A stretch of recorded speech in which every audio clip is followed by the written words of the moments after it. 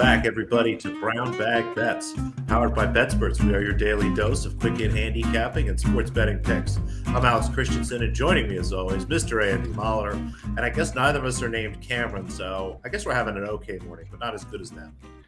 Not as good as it's always good to be a Cameron. There's always one or two. I mean, there's so many Camerons. It would be funny if we did get the Cameron double. If Cam Smith or Cam Young were to win, and then in it's Lake Tahoe.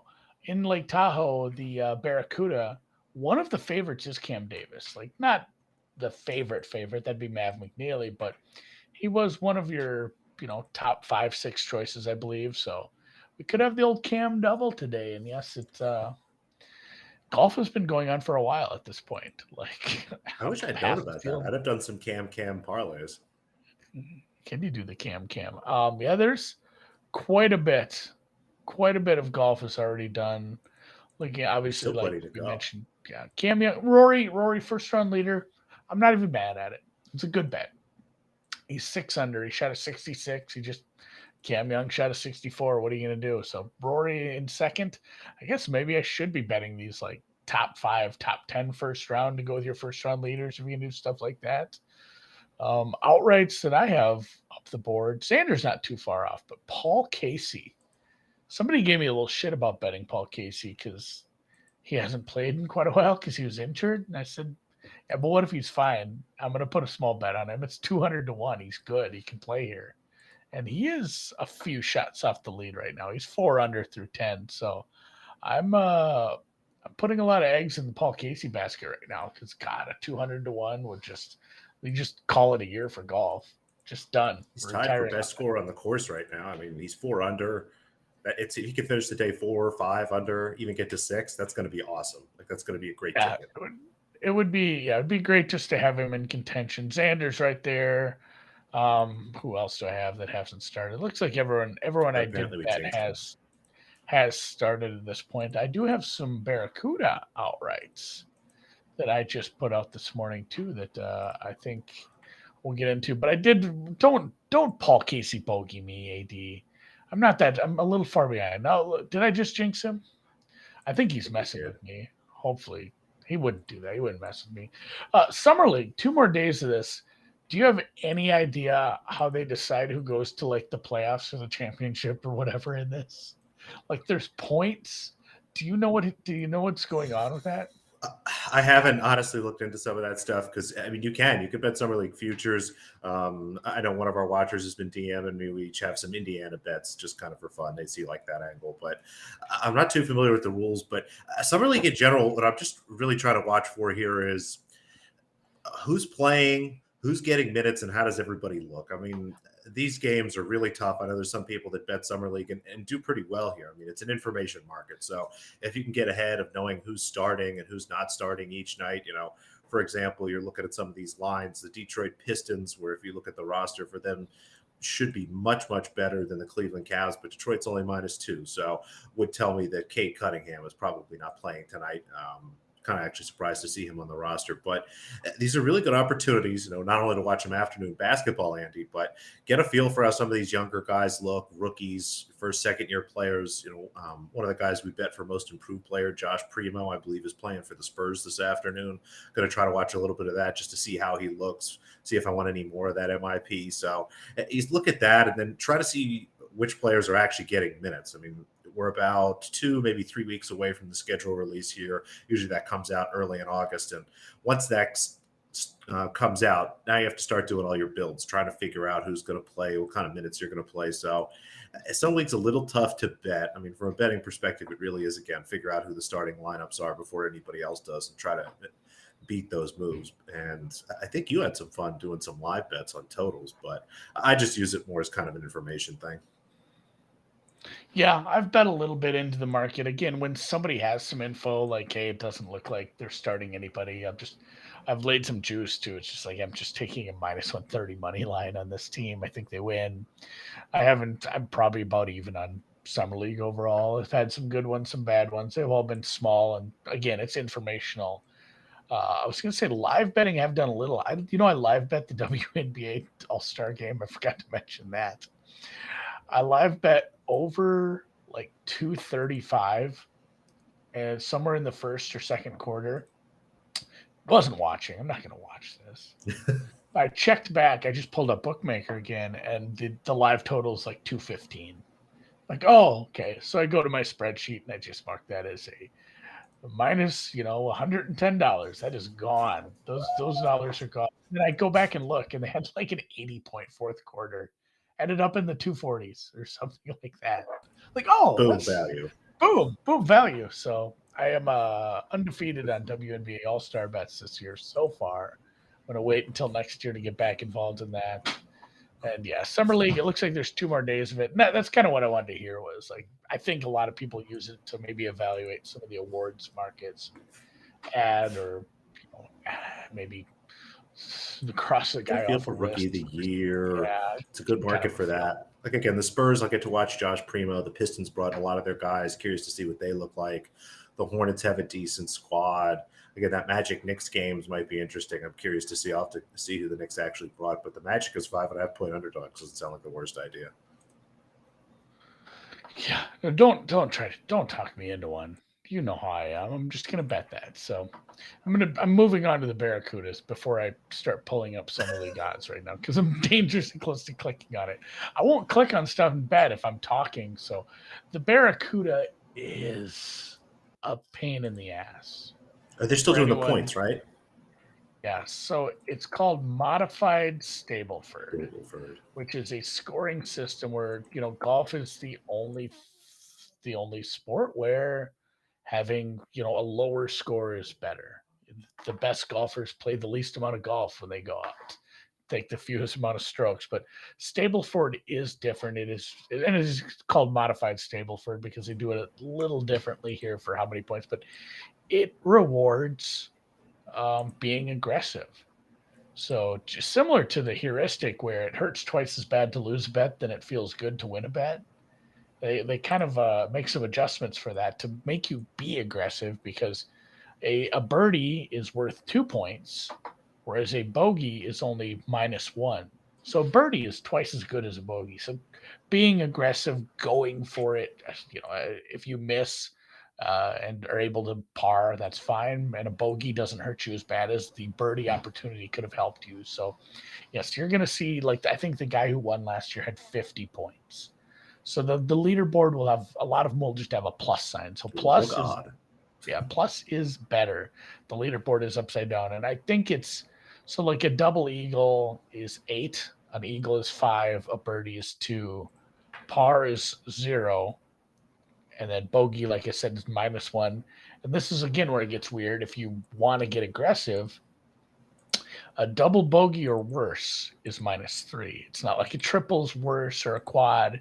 Like eventually, I don't know if I don't think they just pick the ball up. I think they make them finish the hole. Like, don't quote me on that. I didn't watch a ton of this last year but at that point, if you're shooting for a double, you might as well just hit it, get it close, because the triple's not hurting you any worse. But I did place a couple bets, some guys near the top of the board. I tried to model out aggressiveness. That's actually probably impossible. So I found guys who just create a lot of scoring opportunities when they're playing normal golf and have a few, tendencies or skill sets that might play well here. Again, these are smaller outrights. I took it easy on this. I did place one this morning that already started, which for the purposes of the show is great because he did start the day with a double bogey. So he's -3 already and well off of the lead. I'm refreshing the leaderboard right now. The leader is +4, Espen Kofstad. That's a real person, apparently. But Taylor Pendrith not doing good. My other 3 outrights, and if you look at these, you can tell where I bet them if you use this sports book. These are bookmaker prices because God forbid they just have nice even numbers. This is how they move their numbers. But Cam Davis, previously mentioned, I said for the Cam double, I like him quite a bit. He was somebody I was going to bet. And then Mark Hubbard, he was the guy who got in the field a couple weeks back off the withdrawal. I was excited about because he had previously saved a turtle at that tournament. But he's another guy too, where it's just when he has played, He creates some opportunities. Maybe not the best ball striker, but he hits a ton of greens comparatively to this kind of bad field. And price wasn't great, but I did find 25.60. Davis, if you're listening to the podcast for him, I bet Davis at plus 1752 again at Bookmaker. And then Austin Smotherman is my guy. And again, someone, we'll call him a local too. Another one where tons of greens and regulations, tons of birdies, tons of opportunities. Ball striking is, I think, probably the best in the field. Like, he's a better ball striker than your favorite Maverick McNeely. So Austin Smotherman at 70 felt disrespectful to my Smotherman. So that's probably my favorite bet, and it's the longest of the three.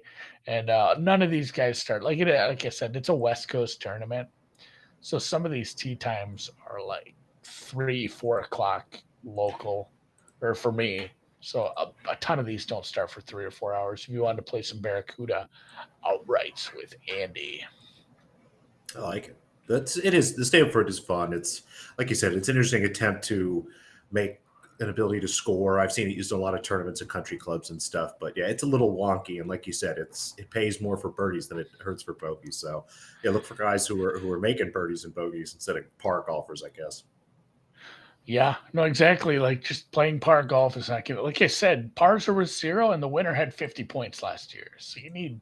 I mean, what's 50 is a six, 7 birdies around. Throw an eagle in there once in a while. Like, you need to, if you want to get up into the 40s and 50s, you need a handful of birdies every round. Before we get to tennis, I did want to mention Bernarda Pera serving for the set at 5-4 when we went off the air, and I said I can't possibly jinx her by mentioning that. She did not win the set on that serve. I absolutely did jinx her. She did end up winning that set 7-5 and then kind of truck sticked in the second. So all of it. Kind of, I know I do not have an effect on a tennis tournament that is being played in a different part of the country, different part of the world. But I did feel bad when I said it, so I'm glad. Pair up. What was it? Plus 125. Nice dog price on her. Got home, and a couple more. No Lausanne today, just Budapest. Yeah, nothing in Lausanne popped up yet. No odds to bet.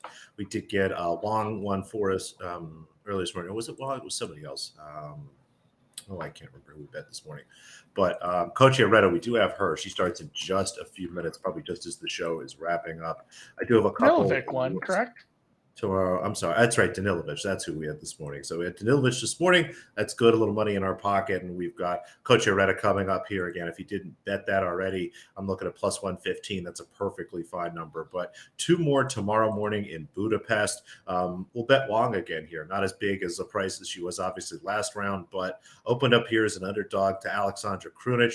I was able to grab plus 120. This number is still opening. This is pretty early. I think plus, honestly, anything is a nice grab. Looks like you'll be able to get a good whack at plus 110, something like that. But I have her as a favorite here against Krunic. Just having a really nice week, is really putting it together the last month or so on clay, and a lot more steady. Krunic is someone who has a lot of ability, has played well on clay, and is really peaking this week, but is a highly variable player in terms of hitting a lot of unforced errors and things like that. I think Wong's steady game and her ability to kind of keep it together here is going to matter even more than what we're seeing in kind of some of the numbers here. But just looking at performances, honestly, and some of the data, I have Wong as a short favorite here. So plus 110, plus 105, plus 120, whatever the heck you got in front of you, that all looks fine. Anna Bondar, she goes up against Martina Trevisan. Again, kind of a similar story here. Just I have Bondar as a favorite. I would probably have it closer to minus 120, something like that, as opposed to what you're seeing right now. Trevisan minus 130. Trevisan gets a lot of support in some of these smaller events, is a very good clay player in general, doesn't make a lot of mistakes, but Bondar, to me, the better overall player, the better player on clay. And again, I've got her as a short favorite here. So I'm going to take 2 small dogs that I make the favorites in Budapest, and those will both be early tomorrow morning. I like that. So let's go Coach Hieretto. Yeah, good job. A couple in a row. That Danilovic, that looked like it was a good one for me to not pay attention to, because that looked like a little bit of a struggle through the middle part. Down a set and then down a break in the third. So yeah, What are you I going to hadn't do? marked it as a loss, but I was thinking I would. We're getting, yeah, sometimes you get close. Like, oh, I won't mark it till it actually happens. So, soccer yesterday. Sweden, they didn't cover the 2, but they played well. They got the win. I have them to win their group, and I have them to make the semifinals. So that was very important. They did not draw, at least, with the Swiss. I was happy they at least got the win. They are now favorites to win their group, which it'll come down to the 2 good teams playing the 2 bad teams in the 3rd group stage, and probably come down to goal differential kind of stuff. So those will be fun matches. Like those overs might be set a little higher because both teams will be probably looking to pile on if need be. But yeah, today, and then the Dutch did win. Whatever the fuck I bet. There's some weird prop. The over 2.5 plus. Remember, it was over 2.5 plus the money line, and they got the 2.5 in the first half. So I just needed the Dutch to hold on. They did. Congratulations to the Netherlands for getting me a win. So during the day, I went back below 0 and then back above. So we're back in the black again. And today, both plus money propositions. I don't want to call them underdogs. Something is not automatically an underdog because it's plus money. Like it's, if especially in this is a 3-way market. So the Italians take on Iceland. Iceland was able to draw in their first match.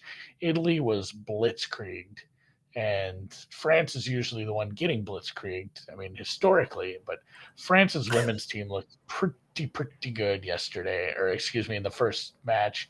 And I don't know, Italy just a bit shell shocked. They just kind of let up, and it looked better in the second half, but still they were outmatched.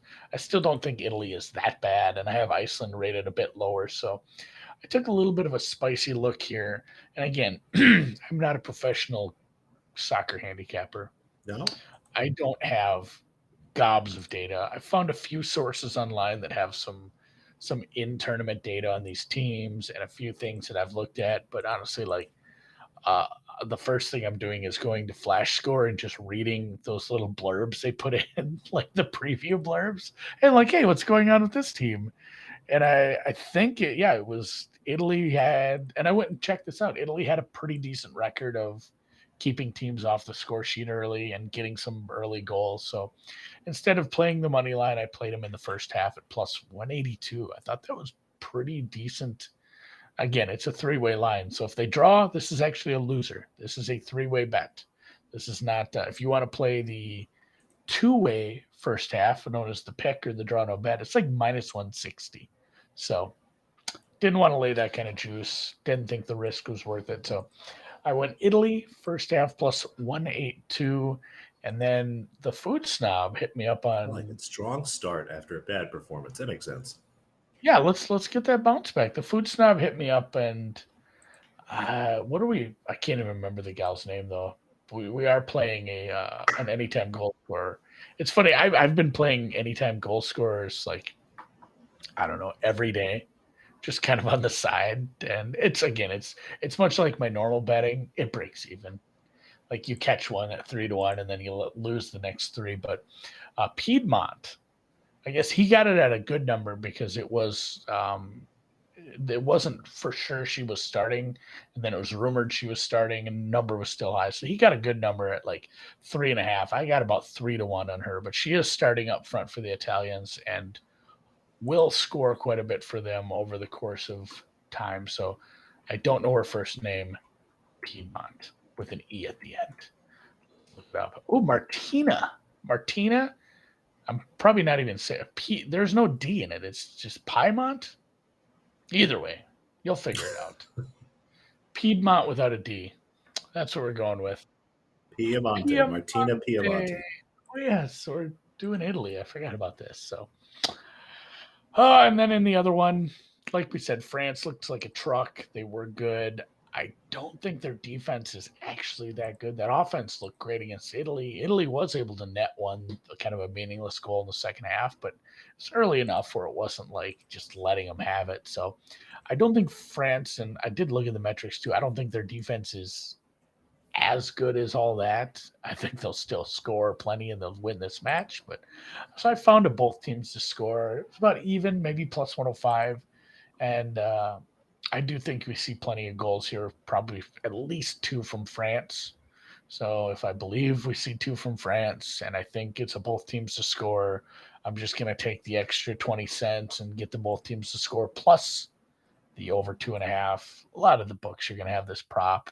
It's not like I'm parlaying these. Like Bovada has this prop somewhere, so you can go bet that there if you want, or check out some of the squirrely props that you'll have it wherever you're betting this. But yeah, France Belgium over 1 and over 2.5 plus both teams to score is the look for that one, and that will close it up on the second round of group play. Once we hit tomorrow, we'll be in round 3 where things do get a little stranger because there are some. I shouldn't call them narratives. Like, what do you call that when a team clearly has to do certain things where a draw does them no good, so they're going to have to be very aggressive at the end. It's a lot more fun once teams, and you'll see that too. Both of the matches will be played at the same time in each group. So tomorrow, Austria plays Norway, England plays Northern Ireland at the same time. And that one is a bit strange because I do believe England actually has the group already on lockdown. So England playing the worst team in the tournament with nothing to play for. Handicap that one for me. Come back with some picks. Tell me what to bet in that one. That is a tricky one. They're a massive favorite. Like, I'm tempted to just take Northern Ireland at like 40-1 to win.